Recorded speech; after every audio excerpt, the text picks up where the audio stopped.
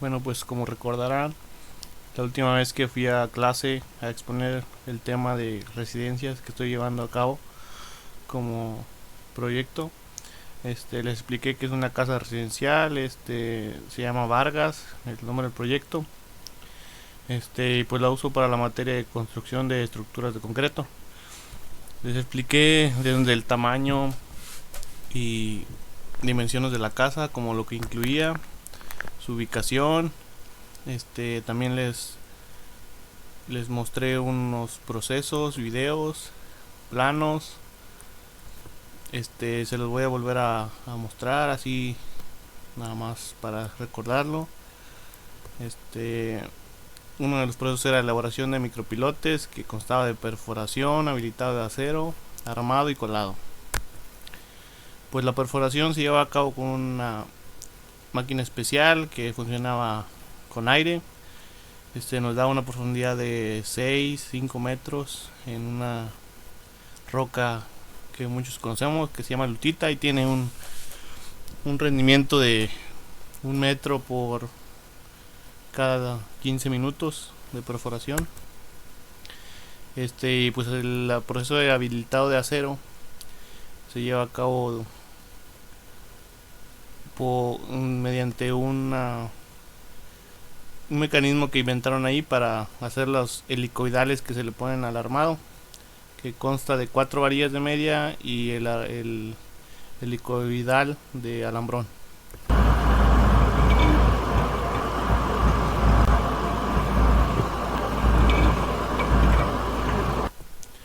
Este es uno de los procesos, que es el colado, el armado. El armado solo consta de colocar el acero dentro de la perforación.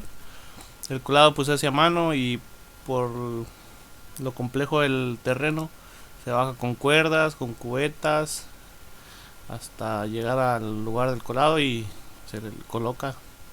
Se hace un vibrado y se lleva registro del total de concreto que se llevó cada perforación, para saber si hay huecos o se tapó algo, que nunca nos pasó, pero se prevenía.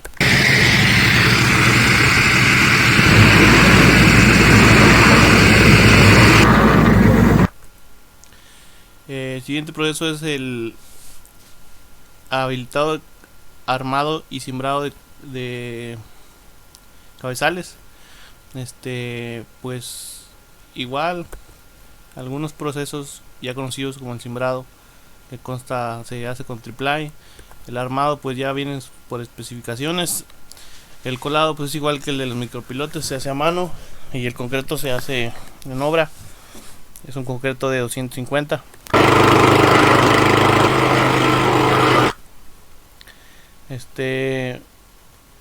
En lo que me quedé esa vez fue en esto: pilotes de cimentación. Los pilotes pues tenemos dos diferentes diámetros, que son de 60 y de 50. Que el armado se dejaba de 14 centímetros más chico que el diámetro de la perforación. Esto para que el acero no quedara tan cerca del terreno, y así protegerlo. Se usaban unos accesorios que ahorita vamos a ver más adelante. El trazo y perforación de pilotes. Bueno, para la perforación de pilotes se usó esta máquina piloteadora B100 marca Casagrande, que consta de una broca o barretón, una de 60 centímetros obviamente y uno de 50, para los diferentes diámetros que necesitamos. El trazo se hizo por un topógrafo. Se marcaron puntos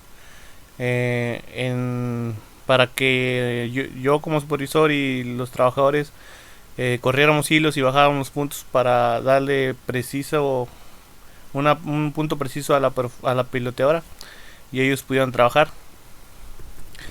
La perforación, pues muchos me imagino que ya han visto cómo trabaja esta máquina. Aquí les tengo unos videos.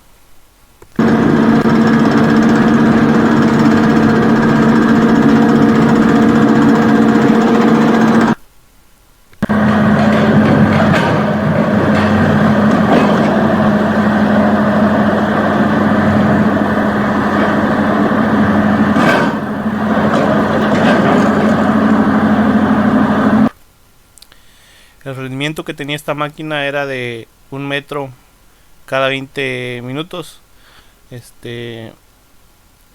Estos pilotes eran los de 60 centímetros. Se buscaba que tuvieran una profundidad mínima de 3 metros en la roca sólida, o sea que no fuera relleno. Hubo unos de 8 metros, de 5, de 4 y de 3 metros. Pues el armado constó de 12 varillas del número 5, y anillos del número 3. Aquí, como vemos en esta fotografía, estas ruedas se le colocan al armado para separarlo de la tierra, de la parte de la perforación, para que el acero no esté en contacto con la tierra y con el paso del tiempo no se oxide, no le pasa nada. Entonces es una protección que tiene, que son 7 centímetros de la orilla de exterior del anillo al terreno. Hay 7 centímetros. Para eso son estas rueditas, para eso. Entonces también se usaron varias formas de calzar el acero para dejar la parte de abajo del acero levantado 10 centímetros del terreno. Entonces se metía con una cinta a la perforación, se hacía el armado y se levantaba 10 centímetros, se calzaba para que también el concreto abajo el armado no estuviera en contacto con el terreno en la parte de abajo. Pues aquí ya están todos los armados colocados. Para meter los armados nos ayudamos con la máquina perforadora. Ellos traen un cable ahí que usan para eso mismo, ayudar a colocar los armados.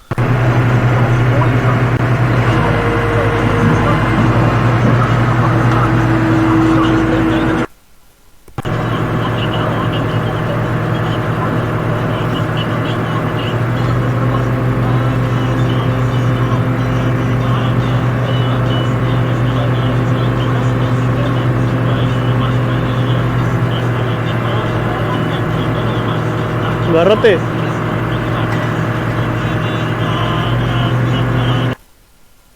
Como vemos ahí en los videos, aquí están los separadores, y también se observa que hay una parte donde ya no son todas las varillas del armado, sino nada más son 4 y un anillo abajo. Esto porque a lo que yo he investigado y a lo que me dijo el ingeniero a cargo, es que cuando son mayores de 8 metros, de 6 metros, perdón, solo se arman los primeros 6 metros de pilote. Lo demás se hace llegar a cero, pero no el mismo. Menos a cero, sí, hasta la parte de abajo de la perforación, pero solo va a ir armado en los primeros 6 metros, porque ahí es donde se crean los momentos en el concreto. Entonces por esa razón nada más está armado en los primeros 6 metros. Esta perforación era de 8, entonces 2 metros quedaron con 4 varillas, de igual del número 5 y un anillo abajo.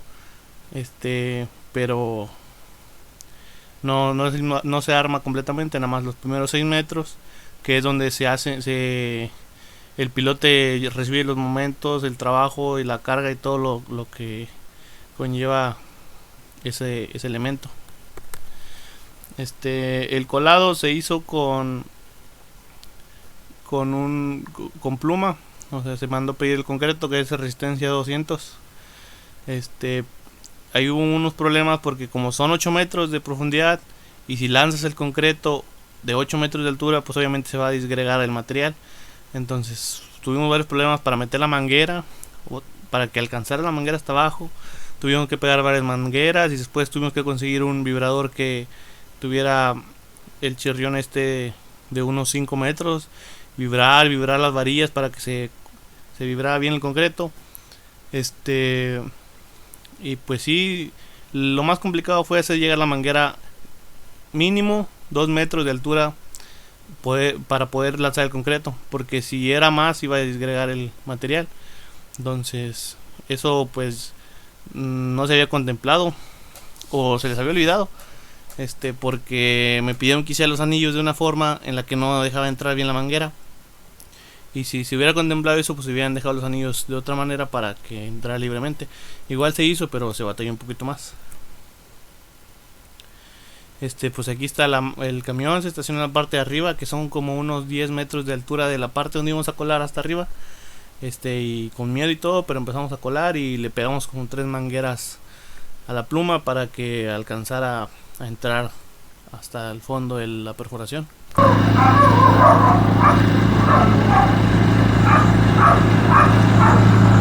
Que entre la abrazadera hasta allá hasta abajo.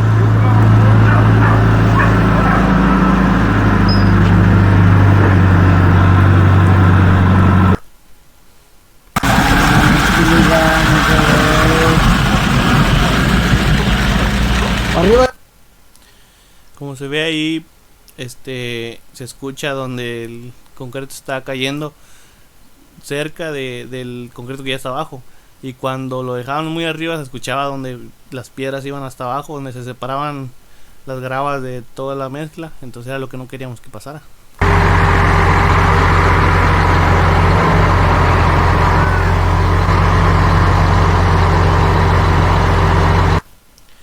Como ven, la pluma se extendió completamente y pues el camión hicieron lo posible ahí poniendo el contrapeso para que no se hubiera un accidente.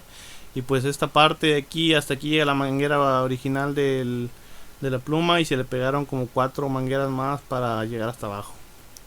Pues este proceso fue pues nuevo para mí porque nunca había estado en este tipo de colados. Más que nada por cuidar eso del que no se disgregue el material, el vibrado y llevar registro del concreto que consumió cada perforación.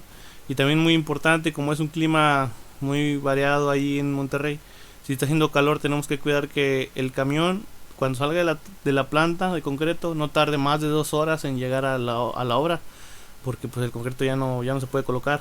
Viene todavía trabajable y todo, pero ya está perdiendo sus propiedades porque ya se empezó a fraguar.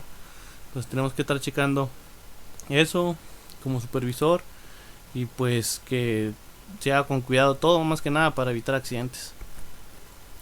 Este es un plano que me enviaron. Esta parte de aquí, todos estos llevan pilotes y todos estos más llevan micropilotes, que son unos cabezales más grandes. Estos son cabezales más pequeños que vamos a ir colocando ya después sobre la parte superior del donde se dejó colado el pilote. Y pues seguimos con el siguiente proceso ya terminando eso. Si les quedan dudas de alguna cosa de los pilotes, pueden decirle al ingeniero, él me manda dudas y pues con mucho gusto si sé la respuesta se las comparto. Seguimos con el armado, cimbrado y colado de traves de cimentación.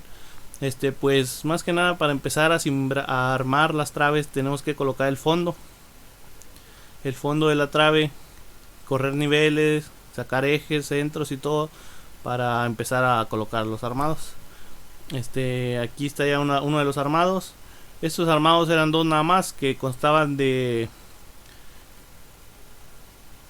12 varillas del número 6 de 3/4, que serían 6 arriba y 6 abajo. Anillos de 3/8 con alturas de 30 y 40 centímetros por 30. Y el otro armado eran 10 varillas del número 5 y 2 varillas del número 6, que eran 5 varillas del número 5 arriba y una varilla extra del número 6 ahí mismo, 5 varillas del número 5 abajo y una varilla extra del número 6 ahí mismo abajo. Los peraltes cambiaban. En el peralte total de unas era de 50 y en otras era de 60 de altura de las traves, y lo ancho era el mismo, todas eran de 30 centímetros de ancho, nada más cambiaba la altura. Al momento de terminar de armar, se continuaba con el cimbrado, que era la colocación de las tapas exteriores de los lados de la trave. Se usaban tablas, se ajustaban con alambrón y todo, se ponían puntales. Y pues checar la cimbra al final antes de colar para evitar que se nos abran, porque si hubo un problema ahí que se nos abrió un cabezal. Las traves todos ya no hubo problema porque pues ya habíamos agarrado más experiencia en eso, en cuidar y checar las cimbras antes del colado. Y así quedaban unas cimbras, esta parte ya se había colado y seguía la cimbra del siguiente y así los fondos. Y el proceso era yo y un ayudante sacar ejes, niveles y decirle a los carpinteros dónde iban los fondos. Después entraba el fierrero que hacía los armados y cuando terminaba seguían los carpinteros otra vez. El fierrero se pasaba a la siguiente trave, la armaba, los carpinteros terminaban de cimbrar la que ya había dejado armada y se pasaban con la que estaba terminando y así se iban. Y pues aquí está el armado de las traves. Había un poco de problemas ahí con el estructurista, el que hace los planos, porque en muchas partes pasaba esto. Él quería ganchos en los dos lados y pues tanto gancho en una unión pues se cierra todo y no permite la entrada del material. Entonces lo que hice yo fue consultarlo con él la forma de solucionar eso. Un ingeniero que ya tiene tiempo ahí me dijo que podía las varillas de la parte de abajo no hacerles un gancho, nada más a las de arriba, que son las que trabajan más con el momento, que es el pandeo de la trave. Entonces yo consulté con el ingeniero estructurista, que es el de la obra, que si se puede hacer eso, y pues él ahí hizo una investigación de su cálculo y me dijo, no, sí está bien, las de abajo no les hagas gancho, las de arriba sí, para evitar esto. Entonces ya de ahí en adelante se empezaron a hacer de diferente manera. Esto se tuvo que desarmar porque sí, la verdad quedó muy mal, pero ya de ahí en adelante todos siguieron bien, como esta. Y pues en algunas partes teníamos que armar un pedazo el del dado, que ahí le llaman pedestal. Entonces el pedestal es de esta parte hasta donde empieza la primera losa, así lo llaman ahí ellos, que es también, pues se puede decir que es la columna.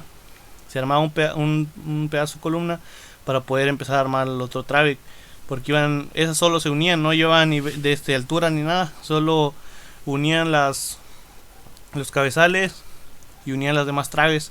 Son traves de cimentación que solo sirven para rigidizar la estructura. Y ahí, como se ve en algunos casos, en la parte de abajo que están los pilotes, todavía no se ponen cabezales, entonces se dejaban puntas para ahí hacer los traslapes, que pues los traslapes obviamente, como ya sabemos, son 45 veces el diámetro de la varilla que utilicemos.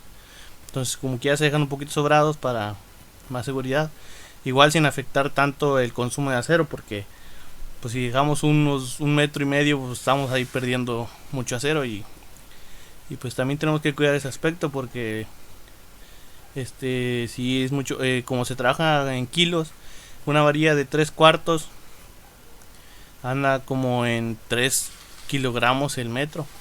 Entonces sí es mucho peso, mucho dinero lo que se va a desperdiciar ahí. Entonces hay que cuidar bien eso, no hacer el traslape que se necesita, pero no hacer de más para no hacer tanto desperdicio.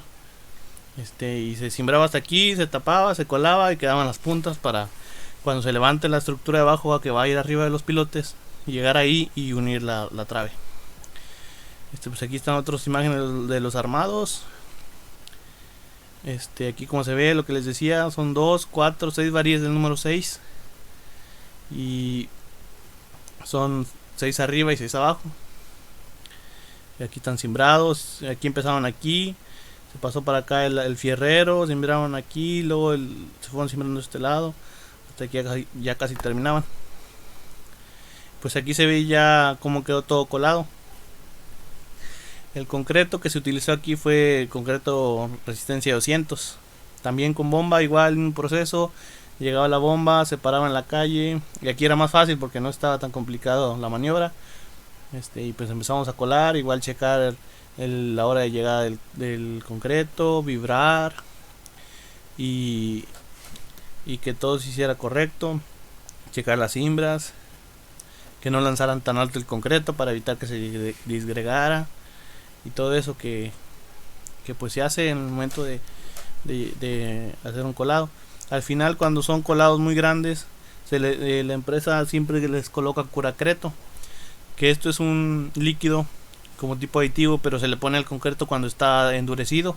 No está fraguado completamente, es como una hora después de que se colocó.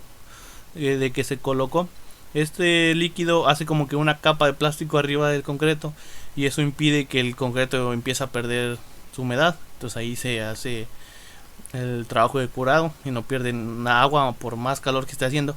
Si hace mucho calor, el líquido se endurece y queda como una capa de plástico. Entonces ya al momento de que se va a colar un elemento ahí, se pone otro aditivo para la junta y así se la llevan. Eso para evitar que se pierda mucha humedad, por la temperatura a veces está muy caliente. Es un plano de las traves, como vemos, me las marca aquí unidas de cabezal a cabezal. Obviamente por los desniveles, una trave llegaba arriba, se tenía que levantar un poco el lado, o una sí llegaba, estaba en el mismo nivel, pero casi no hubo unas que quedaran en el mismo nivel, porque siempre un cabezal estaba más abajo que el otro, más alto. Pero en sí estas son todas las traves que se van a colocar en la cimentación de la casa. Después de estas traves de cimentación se va a levantar la columna o el pedestal, para poner ya traves, pero ya es así, ya van a ir a un cierto nivel. Unas van a recibir la losa, otras van a servir nada más para también de liga, traves de liga, para que no esté tan grandes las columnas y no sufran deformaciones por el fenómeno de columna corta, columna larga y todo eso. Aquí están las dimensiones de las traves. Se maneja por una clave TC1 de 50 por 30, TC2 de 60 por 30. Esta es la medida del concreto. Del armado, pues obviamente nosotros ahí lo que hacemos es restarle 10 centímetros a la medida para dejar un recubrimiento de 5 centímetros en cada lado del acero. Aquí están unos armados que esos son de los pedestales, lo que les digo que son las columnas. Son diferentes armados, por ejes. Por ejemplo, me marca el número, el eje número, y en este sentido es la letra. Y así están señalados. Obviamente yo lo entiendo porque pues me familiarizo con eso. Muchas veces si lo vemos así, vemos números, vemos letras y todo, y no entendemos bien. Aquí está explicado los armados. Dice 6 varillas del número 4, estribos a cada 20, estribos del número 2 a cada 30, creo que dice ahí, a cada 80 y todo eso, a cada 10, perdón, es que está en milímetros. Dice estribos a cada 10 centímetros o a cada 15, a cada 25 centímetros. Ahí lo que he visto en esa empresa es que los planos, todo, especificaciones, armados, lo trabajan en milímetros, entonces nada más es cuestión de acoplarse. Aquí también están las dimensiones, la longitud, el concreto que se va a llevar el pedestal, el acero, en kilogramos, porque ahí las estimaciones y todo se trabaja en kilogramos. Aquí están unos armados de los cabezales, que también aquí se ve medio revuelto, pero si lo vemos nos lo explica. Dice que son 3 piezas, varilla del número 4 de 1.70. Y luego dice que son 5 piezas del varilla del número 3, 5 piezas del varilla número 3. También nos dice a cada 14, a cada 20, todo eso. Entonces aquí con este armado que nos da, nosotros ya le podemos decir al fierrero cuánto va a medir la varilla que vamos a cortar y los dobleces que vamos a hacer, porque eso todo se encarga el supervisor de recibir los planos, sacar medidas, los despieces y darle los datos al fierrero o al ayudante para que él le corte el fierro y hagan los anillos que queden exactos, checarlos y todo. Entonces tiene que, pues obviamente, sumar 25, como por ejemplo aquí un ejemplo. Dice que el anillo va a ser de 22.5 por 22.5. Entonces ya nada más sería 22.5 por 4 más 10 centímetros para los traslapes, que son 5 y 5. Y al fierrero le dices, no, pues quiero el anillo de 22.5 por 22.5 y él ya se encarga de hacerlos. Obviamente ya tienen práctica en eso, les quedan bien, ya nomás es cuestión de checarlos por algún detalle. Uno de los últimos procesos que se hicieron antes de este paro fue la perforación, habilitado y colado de anclas para retención de talud. Pues se hizo con la misma máquina que con la que hicieron los micropilotes. De hecho esa es utilizada para eso, pero ahí la utilizaron para los micropilotes. Normalmente se utiliza para esto, que son retención de taludes, los que vemos en las carreteras, que después se hace un concreto lanzado, se hacen unos cabezales, se meten los torones, se les mete tensión, todo eso. Aquí lo que se cuida es el ángulo de inclinación de la perforación. Aquí nos pide un ángulo de inclinación de 15 centímetros. Entonces los perforistas traen en su celular una aplicación donde le ponen ahí el ángulo, lo colocan aquí, ya ellos van acomodándolo. Y es exacto, ya lo comprobamos ahí, pero pues el ingeniero tenía sus dudas, entonces me hizo hacer esta tabla con ángulos, colocar el nivel y que la gota quedara nivelada para estar seguros que era el nivel que se requería. Estas anclas son de 8 metros de profundidad, que esta las va a perforar le dicen el mosco. Entra una broca, lo sacan, meten otra broca y así hasta llegar a los 8 metros, después lo sacan y después se hace el armado.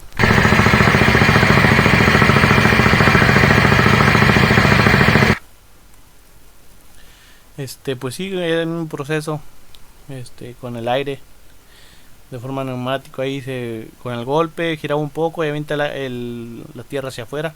Estos son los torones, que son, ahí también viene especificado el armado, eran 2 torones de 5 octavos. Y ya se le colocan sus accesorios, que son separadores, y estos son separadores también, pero para separar el cable del terreno, que no quede pegando en el terreno, que cuando entre el concreto que es inyectado a presión, entre y cubra los cables y los separe del terreno. Aquí están haciendo los armados, son como 9 metros para dejarle afuera un pedazo de cable. Lo que se hace aquí es 5 metros de los cables van descubiertos, los otros 3 metros van cubiertos con manguera.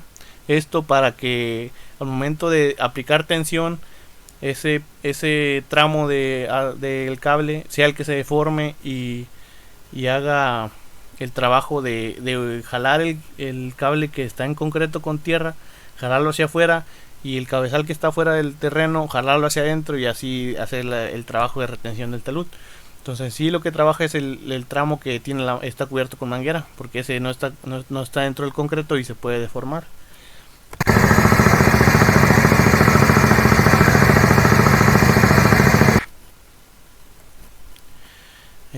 Pues aquí están ya las perforaciones hechas, y como ven aquí está el separador, casi es exacto al hueco de perforación. Los cables se mete ahí, como se observa, entran primero cables descubiertos, después ya llega un momento en que están dentro de una manguera.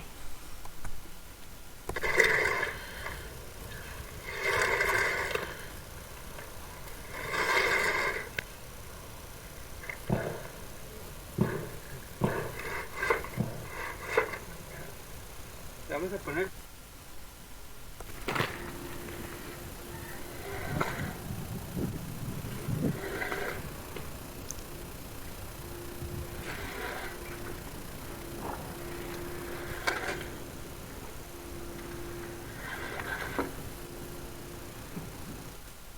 Como vemos, pues es fácil la colocación, y al final queda así. Entonces quedan 3 mangueras. ¿Por qué? Porque una entra así sola, sin estar dentro de un cable. Esa es la que inyecta el concreto. Ya después la conectan otra manguera donde viene la lechada, que no es concreto, en sí es lechada. Esa es inyectada ya sea a presión. Aquí como no va a trabajar tanto, lo inyectamos por gravedad, porque el plano nos pedía que lo inyectaran con una presión de 2 kilopascales. Entonces ya sacando la altura del tanque que estaba arriba, y la caída de la lechada era casi la presión que nos pedía. Entonces se colocó la manguera, se unió con la manguera de la inyección, se hizo la lechada en la parte de arriba, que se hacen unos tanques de 200 litros de metal, como los que traen los combustibles. Ahí traen un mecanismo que echan el cemento, echan 90 litros de agua, 3 bultos de cemento, empiezan a mezclar, se hace la lechada y a presión, como si fuera agua, empiezan a llenar la manguera con lechada y sola se empieza a bajar. Repito, el proceso son 90 litros de agua y 3 bultos de cemento. Entonces ese fue el último proceso que hicimos. Ya después vino el paro por la contingencia que está ocurriendo. Y ahí quedaron coladas todas las anclas.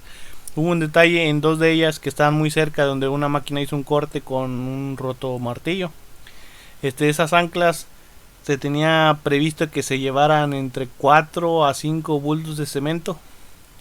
Al final se llevó 20 bultos cada ancla, porque tenían grietas. Entonces la lechada se estaba yendo a la grieta, se fue a la grieta, se fue a la grieta hasta que se llenó.